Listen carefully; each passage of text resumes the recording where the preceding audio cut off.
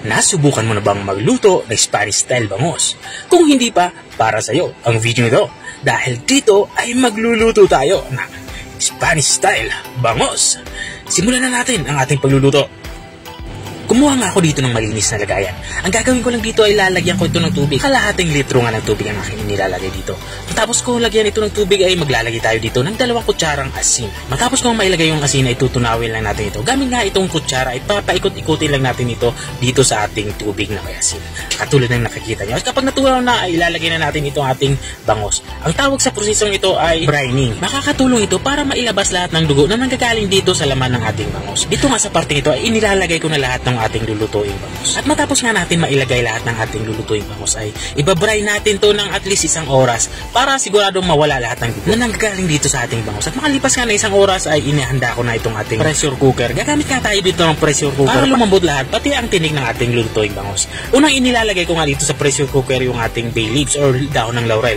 At isinunod ko na itong ating carrots. At naglagay na din ako dito ng bawang. Bali, ang ginawa ko lang dito sa bawang ay binalagan ko lang ito. At naglagay na din ako dito ng pickles. Hiniwa ko lang ito ng pabilog. At sa parte nga ito, ilalagay na natin itong ating mga na-brine na bangus. Unang inilalagay ko nga dito yung parte na ulo sa kabuntot. At yung gagawin lang natin dito ay ilalayer lang natin to. At maglalagay na din ako dito ng buong paminta. At matapos kong mailagay yung paminta ay uulit-ulitin lang natin yung proseso ng paglalagay ng bangus hanggang maubos natin ilagay yung ating lulutuing bangus. At maglalagay na din ako dito ng siling pula or tinatawag din itong labuyo para may kaunting anghang naman yung ating lulutuing ulam. Kung nanonood ka pa rin hanggang dito sa kalagitnaan ng aking video, ibig sabihin ay interesado ka sa aking niluluto.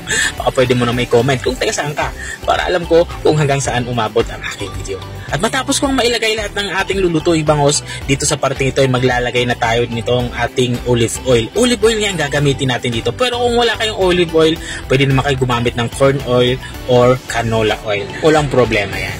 At dito nga sa parte ito ay binubuhusan ko na ng olive oil itong ating lulutuing bangus. At matapos ko malagay yung ating olive oil ay ilalagyan ko na ito ng tubig. 2 basong tubig ang aking inilagay para siguradong hindi ito matuyo habang ito ay niluluto. At matapos ko mailagay yung tubig ay takpan na natin ito. Bali, i-pressure cooker natin ito ng 1.5 oras para siguradong lumambot pati yung tinik ng bangus.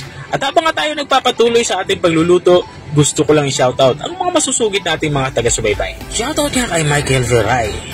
Shoutout din kay Ma'am Lina Bosio at shoutout din kay Sir Danilo Samodio ng Bicol. At maraming salamat din sa mga walang sawang nanonood at nakasubaybay dito sa aking channel.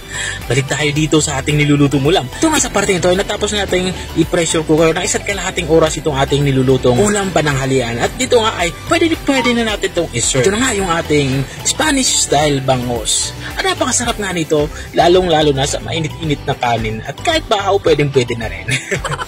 Kung nakarating ka hanggang dito sa dulo ng aking video, maraming salamat sa panunood.